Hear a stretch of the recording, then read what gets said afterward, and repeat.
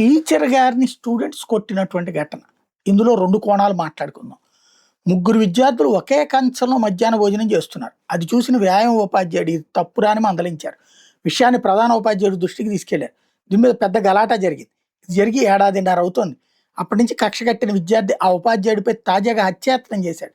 ఈ ఘటన పశ్చిమ గోదావరి జిల్లా పాలకొల్లు మండలం బగ్గేశ్వరం దగ్గర జరిగింది. పాలకొల్లు మండలం లంకల కోడేరు జెడ్పీ హై స్కూల్లో గత ఏడాది ముగ్గురు 10వ తరగతి విద్యార్థులు ఒకే కంచంలో మధ్యాహ్న భోజనం చేస్తుండగా పీటీ టీచర్ కుక్కల రాజా వెంకట సురేష్ గమనించి మందలించాడు. దీని మీద హెచ్ఎంకి ఫిర్యాదు చేశారు. దీంతో విద్యార్థి తల్లిదండ్రులు హై స్కూల్కి వచ్చి గొడవ చేశారు. ప్రస్తుతం ఇంటర్ చదువుతున్న ఆ విద్యార్థి అప్పటి నుంచి టీచర్ సురేష్ మీద కక్ష పెంచుకున్నాడు.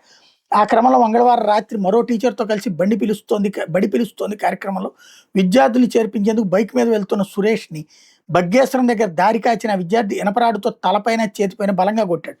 పీక మీద రాయితో దాడి చేశాడు. తోటి ఉపాధ్యాయుడు అడ్డుకోవడంతో ఆ విద్యార్థి అక్కడి నుంచి పరారయ్యాడు. వెంటనే 108లో పాలకొల్లు ప్రభుత్వ ఆసుపత్రికి తరలించడంతో వైద్యం అందిస్తున్నారు. విద్యార్థిపై పాలకొల్లు పట్టణ పోలీసులు కేసు నమోదు చేశారు. అసలు విషయం ఏంటంటే వాళ్ళ ముగ్గురు కంచంలో ఏంటంటే వాళ్ళ ఇంటికి సంబంధించిన విషయం, వాళ్ళ ముగ్గురు వ్యక్తిగత విషయం. అది టీచర్ గారికి అనవసరమైన వ్యవహారం.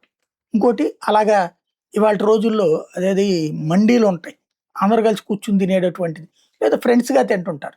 అభ్యంతరం ఉంటే వాళ్ళ ముగ్గురికి ఉండాలి కానీ దాంట్లో టీచర్ గారి జోక్యం ఎందుకు? అందులో పీటీ టీచర్ గారి జోక్యం ఎందుకు?